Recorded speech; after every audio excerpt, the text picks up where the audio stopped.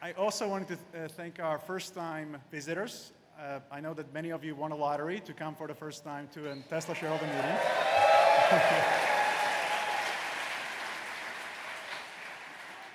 You'll probably notice that unlike many other shareholder meetings of other companies, this one tends to be a bit more fun, so hope you enjoy that. But the last thing I really wanted to say is that just thank you so much for all your support over the years. We really feel like you're part of our mission, part of our story, and it's something we truly, truly value. So thank you so much for that.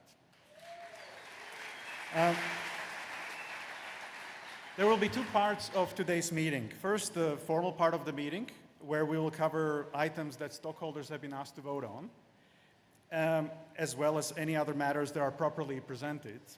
And after the voting, I will introduce Tesla's co-founder and CEO and techno-king, Elon Musk, who will give a presentation about Tesla's year in review.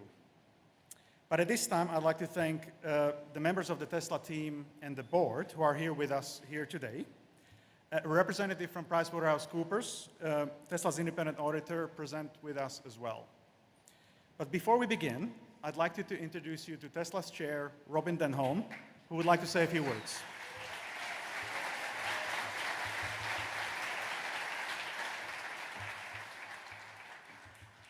I'm a little bit shorter, so hello everyone. On behalf of the board, I am really honored to welcome you all here today to the 2023 annual shareholder meeting. It's wonderful for me to see everyone in the room today and also the many investors that have joined us today via the virtual live stream. It's our third straight year of having the annual meeting here in Austin. At the first meeting, the factory was still in the early stages of development, with equipment being installed and commissioned. During the 2022 meeting, production had started to ramp as we produced about 1,600 vehicles that week. And now, less than a year later, we have more than tripled the amount, having achieved production of 5,000 cars in a single week. A huge congratulations to the Texas team. And on top of that, we are getting ready to roll out our first Cybertrucks.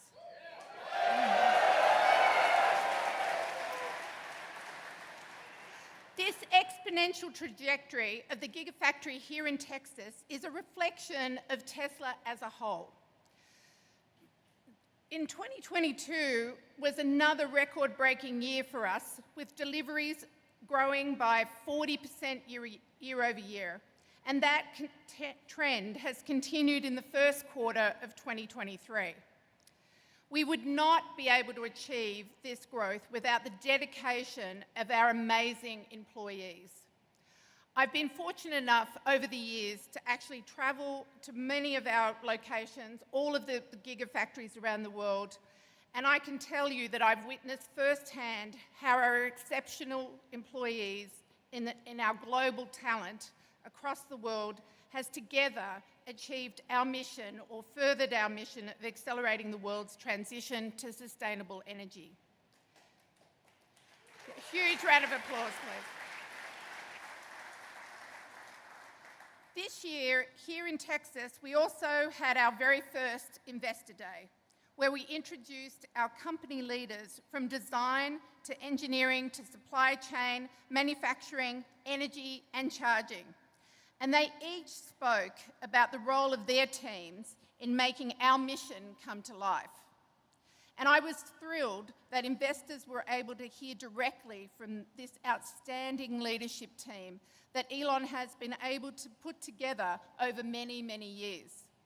It is on the strength of their leadership and the hard work of our dedicated employees around the world that I believe we are not only weather the macroeconomic environment that we've seen this year, but also continue to be in the strongest position ever to advance Tesla's mission. As a startup, Tesla proved that electric vehicles could be fun with the Roadster.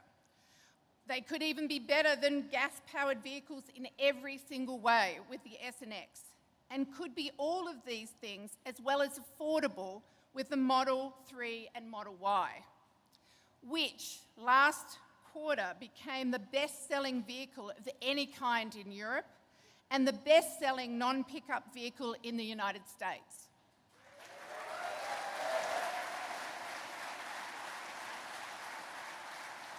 And today, as one of the world's largest global companies, we plan to change the paradigm again by forging the path to achieving a global sustainable energy economy as set out at our Investor Day in our Master Plan 3. As Tesla grows, so do our customers' positive impact on carbon emissions. When I stood here last year, I proudly announced that in 2021, our customers avoided emitting 8.4 million metric tonnes of greenhouse gas emissions, the equivalent of over 20 billion miles driven by internal combustion engine vehicles. Today, I can tell you that in 2022, our customers avoided releasing over 13.4 million metric tonnes of greenhouse gases into the atmosphere, the equivalent of over 33 billion miles of driving of internal combustion vehicles. That's an almost 60% increase in total emission savings year over year. Putting more of our products in customers' hands helps grow that number, and our goals of making our products greener over time and further decarbonising the electric grid will help multiply that effect. As part of that goal, I am delighted to say that as described in our recent impact report, our global supercharging network was again 100% renewable in 2022. We've been able to achieve all of this while maintaining industry-leading margins and generating strong cash flows over the last several years. Going forward, we will continue our focus on capital investment plans to support our future growth with investments in batteries, in vehicle production, including the next generation platform, in the building of our lithium refinery that we recently broke ground on, in the energy storage factories, in our sales and service footprint, and in our charging network, among other things. Before I hand it back to Martin, I would also like to thank Hiro Mizuno for his dedicated service to the Tesla shareholders and the board these past 3 years. I would also like to express our enthusiasm on behalf of my fellow directors at the prospect of JB Straubel joining our board.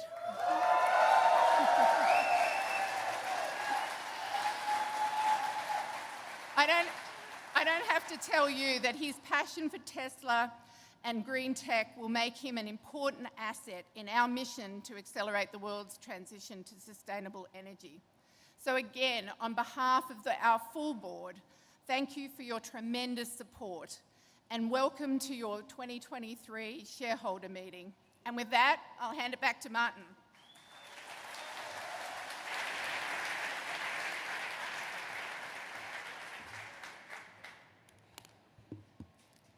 Thank you, Robin.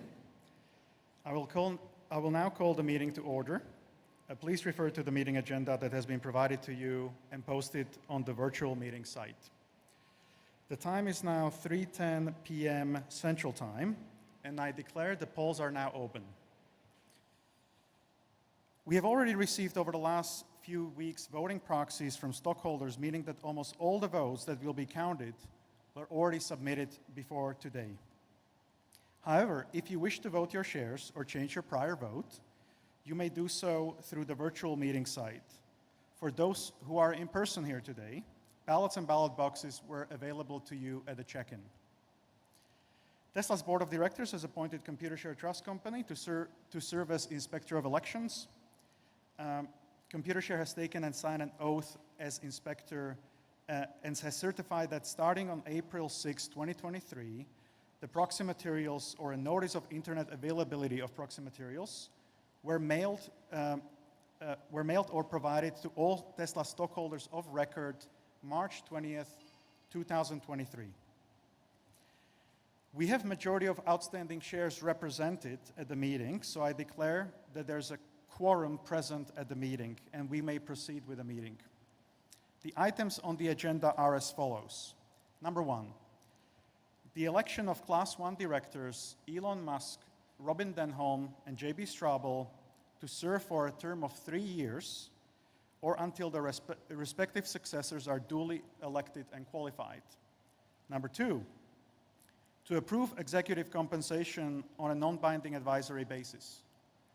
Number 3, to approve the frequency of future votes on executive compensation on a non-binding advisory basis. Number 4, to ratify the appointment of PricewaterhouseCoopers LLP as Tesla's independent public registered accounting firm for the 2023 fiscal year. Number 5, to vote on a stockholder proposal included in our proxy statement, which relates to the reporting of key person risk. Number 6, to vote on a stockholder proposal which the stockholders did not seek to have included in our proxy statement. Tesla's board has recommended that our stockholders vote for each of the director nominees, for the approval by non-binding advisory vote of executive compensation, and the ratification of appointment of PwC as an independent registered public accounting firm for fiscal year 2023. And every 3 years for non-binding advisory vote for the frequency of future votes on executive compensation. With respect to stockholder proposal included in our proxy statement, which relates to the reporting on the key man risk, Karen Roberts-Dotier, on behalf of Sumtris, is here to present this proposal. Ms. Roberts-Dotier, can you please identify yourself? I would like to invite you to speak. You will have 3 minutes. Hold it for you. I got it. Hello. Thank you for having me here today. Under discussion is a shareholder proposal concerning key person risk at Tesla, requiring Tesla's board to draft a report covering the steps taken to ameliorate the potential impacts of loss of key persons in the company. However, before I begin, I would first like to say thank you to Mr. Musk. For so many of us, you stepped into fields where we had so desperately wanted to see change, and through bringing in a talented team, willing to put in the long hours, you dragged reluctant industries kicking and screaming into a better future, and for that, thank you. Building up this juggernaut around us, which, as you largely put it, runs itself these days. Thank you for that. And yet now here we are today, at a time when Tesla's technological leadership should be on display. The investment community largely sees us as adrift, with management focused on all that matters not Tesla, watching as Tesla's brand favorability dropped by 15 points last year, something that cost us margins. We have such a spectacular product pipeline and a team that knows how to execute at scale with low cost of goods sold, something that we are not being properly recognized for. It should go without saying, but apparently bears repeating, that if you cannot produce with low COGS, you have no future. When I look around the auto industry these days, I see a lot of companies that have no future. And that's a success on behalf of an incredible team here at Tesla that deserves recognition. When people look at this company, that's not what they see. They see the company as a synonym for its CEO. And then the discussion turns to everything except for where it should be focused. It's my sincere hope that by introducing this proposal, we can not only accelerate the development of management at Tesla, but also increase its visibility. The fact that this company is so much more than its key persons is something that the public and the investment community should see. A founder often finds their greatest success in ensuring the future of the company and the development of the management talent who can come after them. Think Tim Cook at Apple, Steve Ballmer at Microsoft, and so forth. People who are ready from day one to execute without controversy, without distraction, and build a future for the company. I encourage the board should embrace this opportunity in the most public manner possible to showcase the future being built right here so that the discussion among the public and the investment community revolves around that and not around every public statement on every other topic made by the leadership.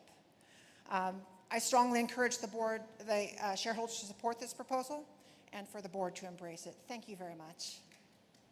Thank you, Ms. Roberts-Doar.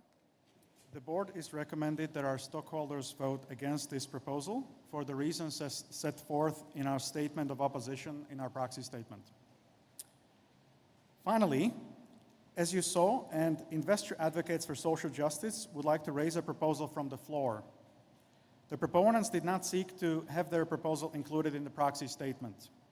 The board recommends that our stockholders who are entitled to vote on this proposal vote against it. As a reminder, as is disclosed in the proxy statement, I've been advised by the proxy holders that they intend to vote all shares of stock over which they have discretionary authority against this proposal. Only shareholders who are shareholders of record or have obtained a legal proxy may vote for this proposal after it is presented. Courtney Wicks, representing Investor Advocates for Social Justice, is here to present the proposal. Ms. Wicks, I would like you to speak. You will have 3 minutes. Thank you. Good afternoon, Tesla board members, management, employees, and shareholders. My name is Courtney Wicks, and I am the Executive Director for Investor Advocates for Social Justice. And I'm here on behalf of As You Sow and the Sisters of the Good Shepherd, who have filed shareholder proposals in the past on child labor and human rights abuses in Tesla's supply chain. I stand here today to call on shareholders to vote yes on requesting Tesla to conduct a third-party report detailing the company's efforts to eradicate child and forced labor in its supply chain. The human rights risks that permeate throughout Tesla's value chain, when not adequately addressed, harm shareholder value and undermine Tesla's ability to lead the just transition. Growing attention and concern have been placed on child labor in cobalt mining in the Democratic Republic of the Congo, as well as on forced labor in China's Xinjiang region. 70% of the world's cobalt needed for EV batteries are sourced in the DRC. Over 40,000 children work in artisanal and small-scale mining, often without protective equipment and in dangerous spaces that frequently collapse. Many children are seriously injured or killed in the mining process. In Tesla's latest sustainability report, it claims to have audited 80% of the miners and refiners in their cobalt supply chain against responsible production standards. However, there are many industry-backed standards, some of which are weak, and it isn't clear what percentage of audits were conducted by which initiatives. It is also unclear how the company's due diligence ensures cobalt sourced from child labor is not intermingled in the industrial cobalt supply chain. Subsequently, an estimated 1.8 million people have been subject to state-imposed genocide, detention and internment camps, and forced labor in the Xinjiang Uyghur region. A recent study concluded that automakers cannot conduct meaningful audits in this region. The recent Uyghur Forced Labor Prevention Act in the United States Senate inquiry into Tesla's supply chain highlights the regulatory risk Tesla faces. We believe a third-party audit would provide greater transparency into how Tesla plans to eradicate child and forced labor from its supply chain. One of Tesla's competitive advantages is its sustainable leadership. Tesla, its board of directors and management team have a moral obligation to pursue ethical sourcing practices that do not rely on the lives of children or enslaved people. Tesla can continue to make a true leadership difference that forges a sustainable economic future that is anchored by innovation, empathy, human development, and shareholder value. Thank you. Thank you, Ms. Wicks. We will now accept votes for, against, or to abstain for this proposal, but again, only for record holders or legal proxy holders. Please note, this is the final opportunity to submit proxies in order for them to be counted.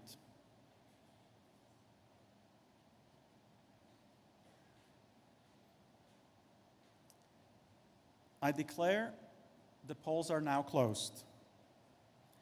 Based on proxies we have previously received, I'd like to announce on preliminary basis that our stockholders have approved the recommendations of the Tesla board on all agenda items, except that shareholders have recommended 1 year for non-binding advisory vote on the frequency of future votes on executive compensation.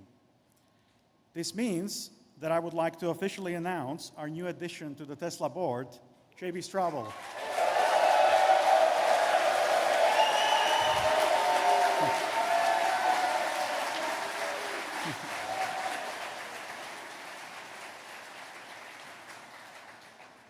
After the final tabulation is completed, we will announce specific vote tallies in the filing Form 8K within 4 business days of this meeting.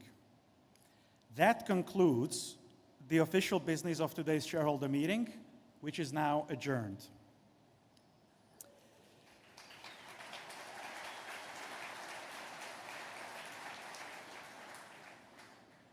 During the course of the following session, we may discuss our business outlook and make forward-looking statements. Such statements are predictions based on current expectations. Actual events could differ materially due to a number of risks and uncertainties, including those disclosed in our most recent Form 10-K and 10-Q filings with the SEC. Such forward-looking statements represent our views as of today, should not be relied on thereafter, and we disclaim from any obligation to update them after today. And with that, please welcome Elon Musk.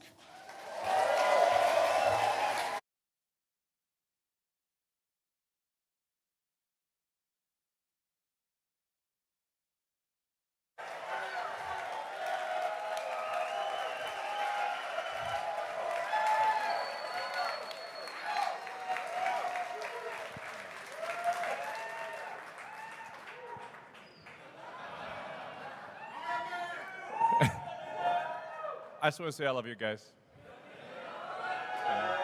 Well, we've got a lot of great news to talk about today.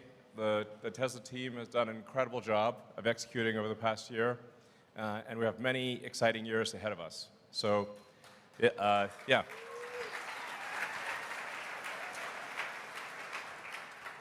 So with the Tesla Master Plan Part 3, which admittedly was quite technical. We wanted to go into a lot of technical depth. It was clear that that what we were saying was not just, were not merely assertions, but that they were backed up with physics and with real data, that it's realistic. And with the Master Plan Part 3, we want to, basically, the goal is to give people hope, realistic hope, and maybe hope's even the wrong word, but simply to say that there is a path to a fully sustainable global economy, that we are on that path, that we are accelerating that path, and that so long as we don't get complacent about it, it will happen.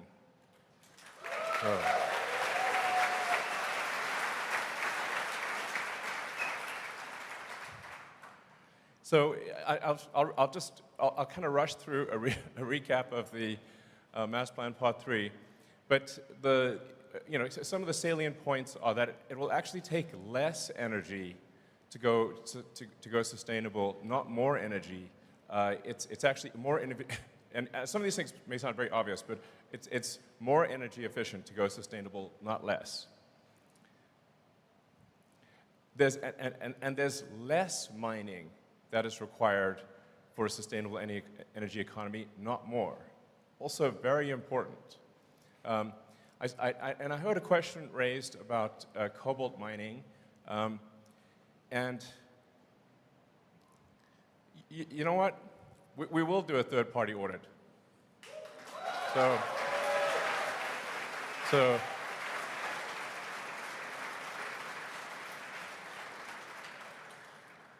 in fact, we'll put a webcam on the mine. And if anybody sees any children, please let us know. I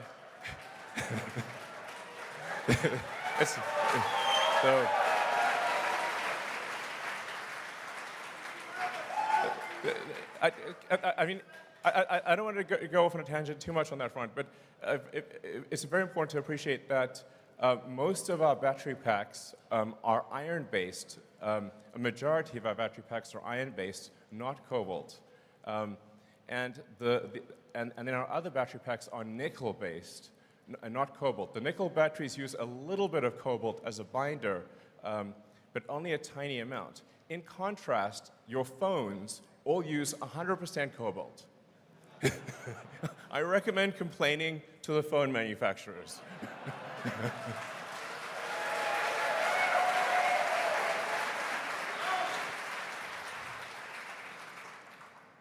But even for the small amount of cobalt that we do use, we will make sure, 6 ways to Sunday, that no child labor is being exploited. Obviously, we're a company that cares a lot about doing the right thing, and we don't want to delude ourselves or delude anyone else. So, yeah, count.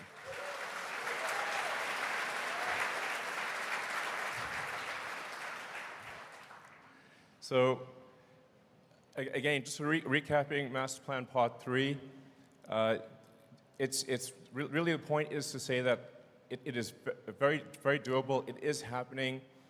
We need a threefold increase in solar and wind. We need to, admittedly, some of these are 29-fold increase in vehicle stationary and thermal battery production. Actually, in a nutshell, the way to think about sustainability is the faster we can make battery packs, the faster we can move to a sustainable energy economy. That's the fundamental limiting factor. So, I'll just grab some water here.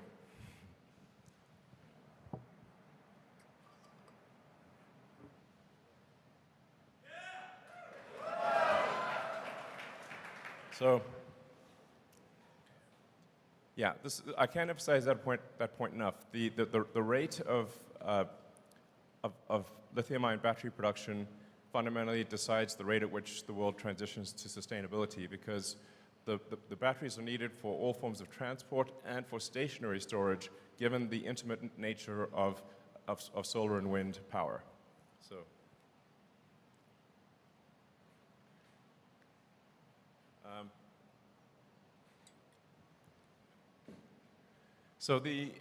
And we do invite people to critique our analysis, because any given analysis is going to be to some degree wrong. So that's why we put it out there, looking for critical feedback to say, well, perhaps we got some things wrong, perhaps some things need to be adjusted. But generally, the feedback we've gotten is that actually our analysis is quite accurate, and we've not seen any rebuttals thus far that would cause us to change our assumptions. So it means roughly 240 terawatt hours of battery pack, or 240,000 gigawatt hours of battery need to be produced, but it'll only take 0.2% of land area for solar and wind. So it's not like we need to carpet the earth with solar and wind. It's just literally a fraction of a percent. Roughly a $10 trillion manufacturing investment, which relative to the global economy is actually a small number. Yeah, roughly 10% of the world economy. I think 10% of the world economy is a small price to pay for a sustainable energy future.